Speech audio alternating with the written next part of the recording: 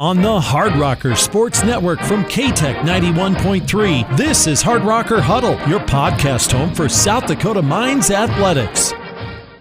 Welcome to the Hard Rocker Huddle. This is the 26th episode today, and today our guest is Austin Rose, assistant football coach.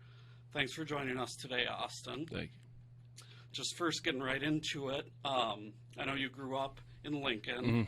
What was your life like growing up there? Did you have any siblings? What was your family life like? Okay, so I grew up the youngest of four kids, three older sisters, so that was pretty fun. They made me the tough guy I am today. Grew up with both parents. It was a great time in Lincoln. Had a lot of great memories. Still have family in Lincoln, so it's always fun getting back there and actually recruit the Nebraska area. So being able to get back in Lincoln is always fun. Sure. What sports did you kind of play growing up, and what initially, got you into sports? Yep. So my family's always a competitive type family. We always compete in everything we do.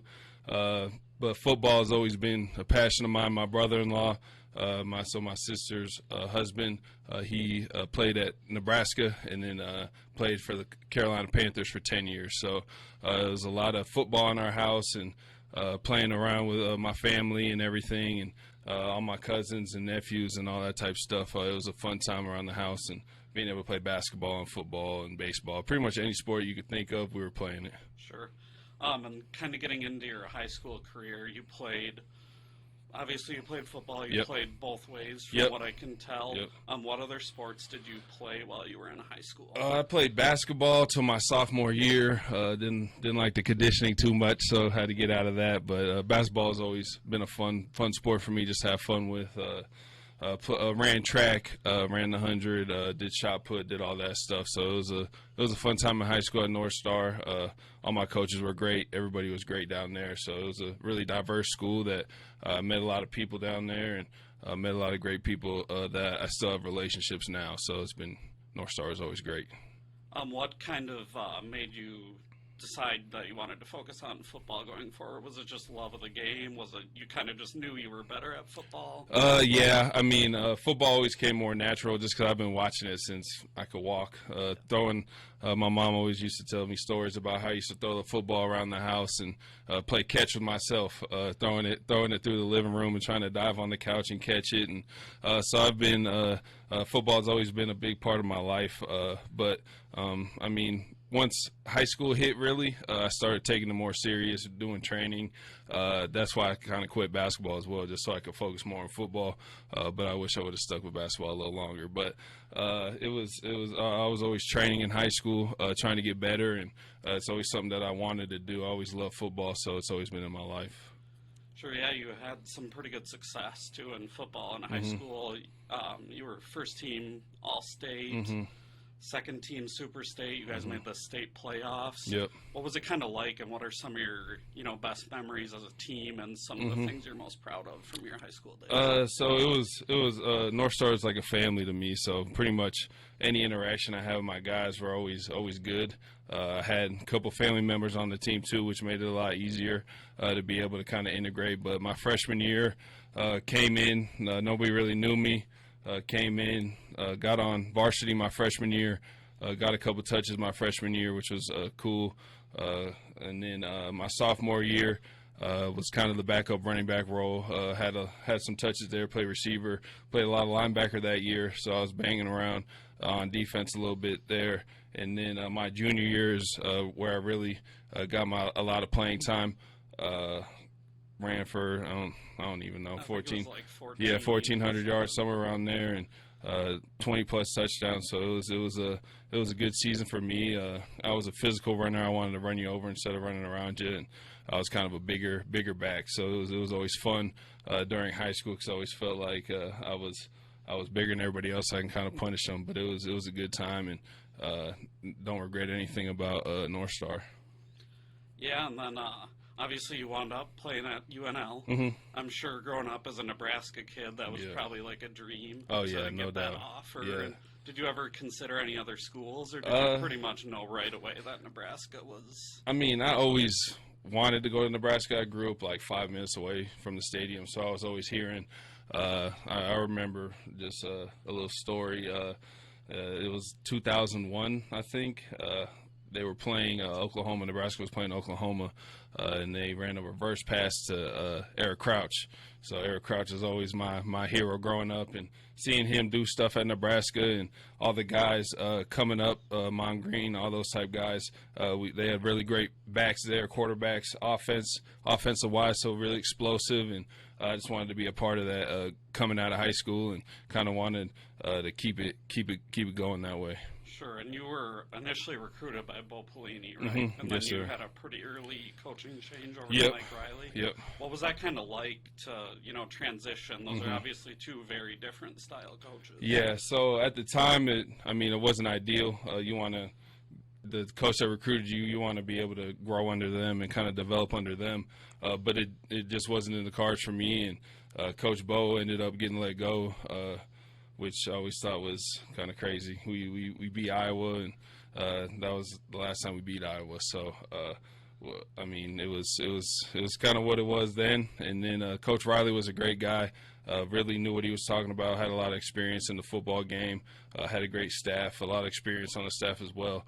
So I learned a lot about the game of football during that time. My first year with Coach Bo, I was more scout team, so I wasn't really learning too much. I was just reading cards and going out there. But when I was under Mike Riley, it was a lot of learning, a lot of being able to understand defenses and all types of stuff. So it was a lot more learning and intensive than at North Star, which that's how it goes in college football. It's like your job there. So, but it was a good time there. Sure, and just from your time at Nebraska, what are some of your best memories? What kind of, when did you kind of realize that coaching might be in the cards for you? Was that while you were at Nebraska, or was that after? I would say the coaching. So to the coaching question, I would say it was more. I always just wanted to be around football. I knew whatever I wanted to do, I wanted to be around football, whether it was playing in the pros or being able to go into coaching or any type of player development or anything like that. I like being able to kind of impact people's lives in a positive way, and being able to be a coach is a really great way to do that.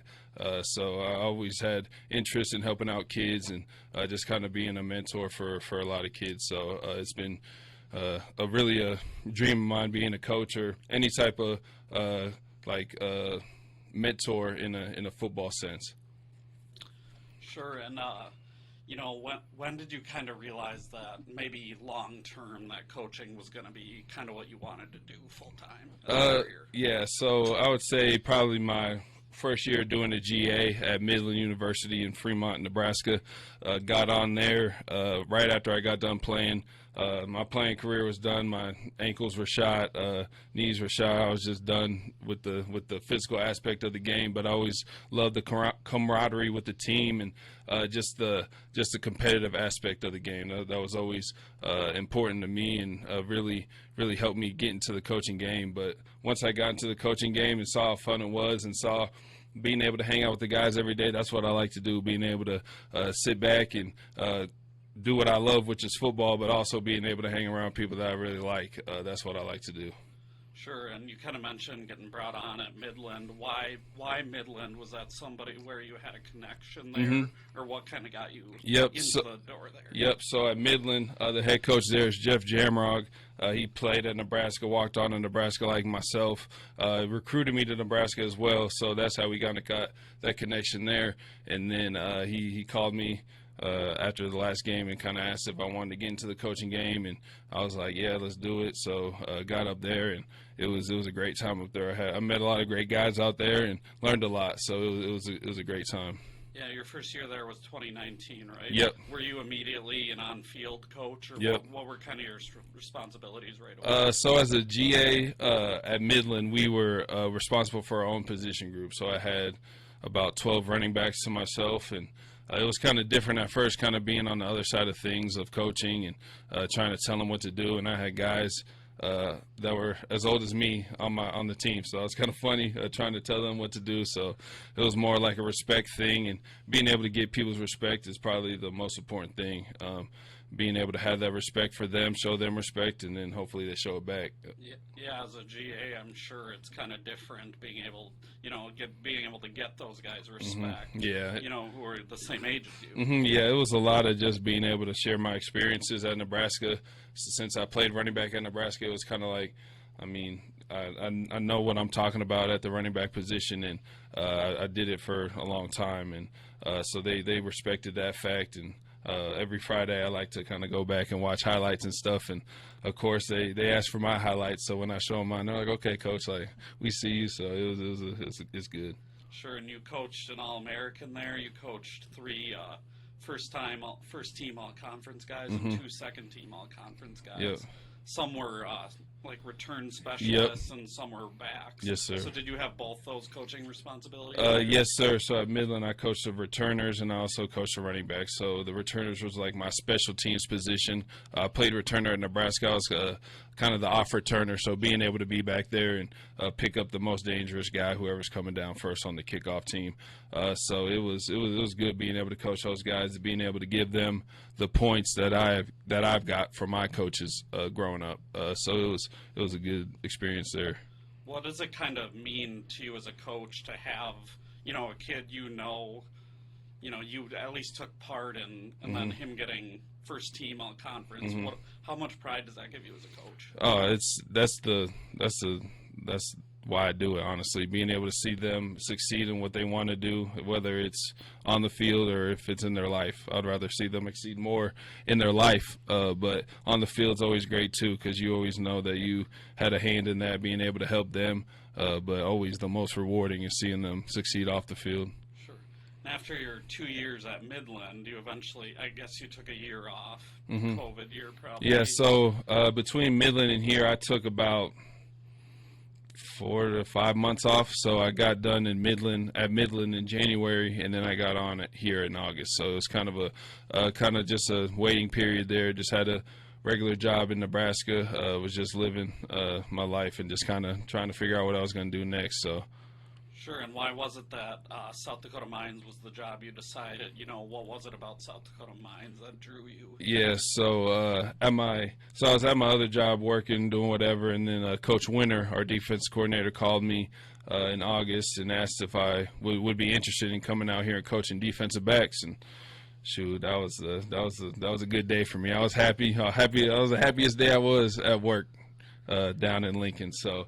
It was a good day, and being able to talk to Coach Floor and all the other coaches on the Zoom was really good. Being able to see their faces and just kind of being able to ask my own questions, and then being able to interview well was good for me. And yeah, they're great guys. And South Dakota, I've never been out here to Rapid City. I never really heard of it. But yeah, it's a great spot. A lot of tourist activity nowadays out here, and but it's a great spot being out here. What was how did Coach Winter get word of you? Did you apply, or did he hear about you through another connection? Yeah. So I met Coach Winter at Midland University. He was a defensive coordinator my first year at Midland when I coached the running backs. So we had that connection there. We always clicked together. So he's always been a great mentor to me throughout my coaching career. So having him call me and asking me to come be his defensive backs coach, that was a great honor for me, and something that I take pride in. So I try to do my best every single day to kind of respect their decision to choose me. Sure. When you look back at how your coaching styles kind of developed, who have been some of your biggest mentors in terms of coaching? I would say probably all my coaches, really. Coach Brown from Nebraska, he's my running backs coach my first year. He was super intense and he cared a lot about the players, which I really always admired about him, his care for the players and their actual lives instead of just caring about them on the football field was always a big thing for me. I mean, that's probably the the best that you play is when somebody respects you and cares for you enough to be able to ask how your day's going, ask how your family's doing, all that type of stuff. So I would say Coach Brown. Coach Davis was my second running backs coach. He was a great coach too, very technical in his work. He coached in the NFL for a while, so he was very technical in his teaching and really helped us out a lot, being able to read defenses and all that different type of stuff. And then Coach Held, my last running backs coach, he was high energy, really bringing the juice every single day, which is a cool thing, because then, I mean, the players aren't always going to be juiced up, and sometimes you got to bring your own juice and try to get them hyped up with you. So those are probably my biggest coaching mentors. And a coach, of course, just my head coaches throughout the years, Coach Waller, Coach Jaramog being able to help me out, Coach Winter, Coach Riley, Coach Frost, all those guys really helped me out along the way. When you obviously you played running back and then fullback at Nebraska and some special teams. You hear about this a lot, like early in football coaching careers, where they kind of switch to a different position group than maybe is their specialty, so to speak. What was that kind of transition like to learn how to coach D-backs? So it was a lot of learning coming out here, and I had to really hunker down and learn the defense, and just so I could teach the guys. I got to be able to know what I'm talking about before I can just say stuff. So being able to come out here and the mentalities, I mean, I would say the mentalities are different. I coach them different. Running back is more of a aggressive type mentality. DB is more of a patience type thing, and still having that aggressive nature in you, but being able to have that patience, because you're guarding some great guys in this league and some All-American type guys. So you got to be really hyper-focused in your technique and your patience. When you look kind of back at, your first season coaching the D-backs, what do you think was, an area you were really happy with, and what do you think are maybe some improvements? I just really liked the camaraderie throughout the group. I felt like we all cheered each other on, and that's kind of something that I kind of preach to the guys is we got to be our biggest cheerleaders. Like, as soon as the DB makes a play, we're all over there. We're having a party. That's what we're doing. So, I mean, it's just a type of thing where we need to all be in this together, and I think Coach Flores really built that up in this program of being a team that's unselfish and a team that's really has a growth mindset, being able to get better every single day. And that's what my biggest pride was last year, being able to see how the guys interacted with each other and how they kept the camaraderie together, even though, I mean, we had a good season, but not the best season. We can always improve, but we stuck together, and we felt like as a defense at the end of the season we wanted to keep playing. We felt like we were playing good, and even though we lost that last game, we felt like we held our own. And so this year is really exciting for us. Spring was super exciting for us, just to be able to see our guys out there. And then this season, we're really excited for that. Yeah, you kind of mentioned some growth throughout the season last year. And, yeah, really towards the end of the season, the defense was dominant. Yep. I mean, and part of that was – guys like Caleb Tischler, Yep. who had 5 picks Yep. in 2 games, Yep. Kendall Johnson, Adrian Eastman. What is it like to, see some of that success and knowing, this year, most of those guys are coming back, too? Yeah, it's really exciting. I mean, we just need to build on what we did last year. We can't take steps back. Like, we can't take steps back during the summertime, during fall camp, all that stuff. We got to keep growing and keep moving forward as a program. And I think the leadership that I have in my group is really going to do that with the guys that I got, and bringing in the new guys as well. They're exciting guys, and we're just really excited for the season. Yeah, you went through your first full spring here. Well, when you kind of look back at the spring, what were you most excited about? And what are you most excited about going into the season? I'm excited to get better. I'm excited that there's things that we could work on throughout the summer, which we need to work on to get to where we need to be. We feel like we have the front 7 to really do what we need to do as a defense. Now, as a back end, we got to hold up our end of the bargain, and that's what I tell the guys all the time. You got to take some pride in it and being able to not let. If the offense wants to pass it on us, good luck. That's how we should think, and we should be salivating over the ball, because that's what we need as football. Yeah, and in terms of recruiting, what is your role in, the recruiting process here? So I'm the recruiting coordinator now, so being able to set up other recruiting on campus and everything, being able to talk to a lot of different kids. I like the recruiting aspect of it, being able to form relationships with the younger kids and just inform them about our school. If it's not for them, it's not for them. But we take pride in our high school recruiting because we're not a big transfer portal team, transfer type team. We'll get our few here and there that really fit, which is good. But we're mostly trying to build our program through high school kids.